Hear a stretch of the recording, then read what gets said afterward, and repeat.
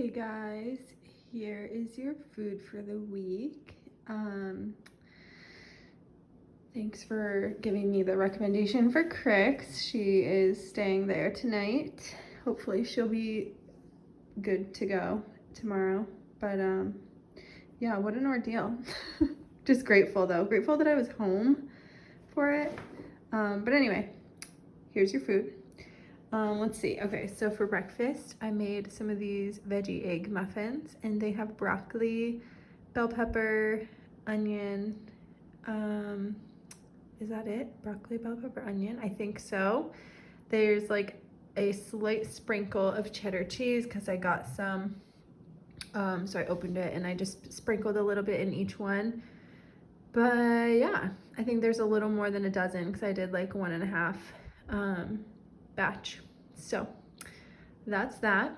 Then for a dinner, we've got this cheesy sort of farro stuffed butternut squash, and it is, so it's like, well, I guess it's like a twice baked. So I scooped out some of the flesh, mixed that in with farro that I cooked in some herbs, threw in some spinach, and then made this roux sauce to kind of pour over top.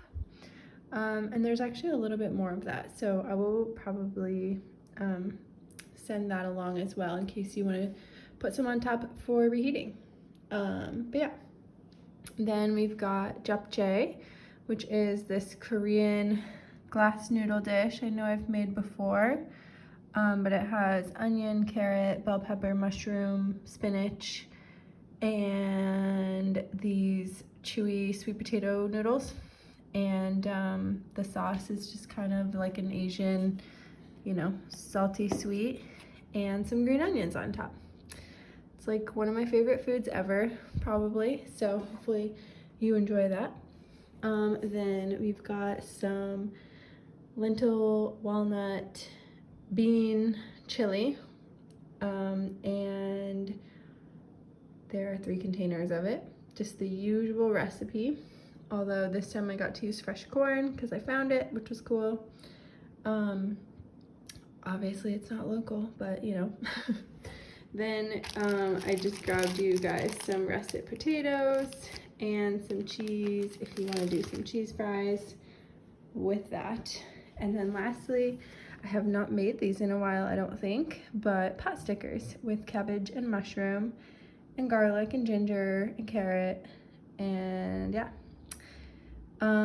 So I did freeze these in a single layer and then put them in here, but they're not quite frozen, but I did that so that they won't stick to each other. So I will put these in the freezer when I drop them off, so just be aware. And also just that this particular container probably isn't made for the freezer, so you might need to transfer it to like a freezer bag or just another type of glass dish or something. But anyway, I'm just sticking this in here for easy transport and because I don't want to break them, or because they're kind of fragile still until they freeze all the way. Oh yeah, and then for reheating, so just a reminder, this is what I always do.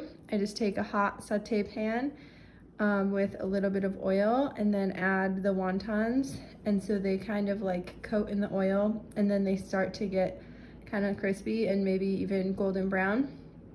And then, because obviously the inside is still not cooked, the dough is still not cooked, so you get that nice brown, and then you add just a little bit of water and stick the lid on, and then they'll steam and kind of continue cooking in that little steam vacuum thing. So and then I just like toss with some soy sauce or coconut aminos, and yeah, so that's it. Anyway, hope you enjoy all of this food. Have a great week. Let me know if you have any requests for next week. But yeah, all right.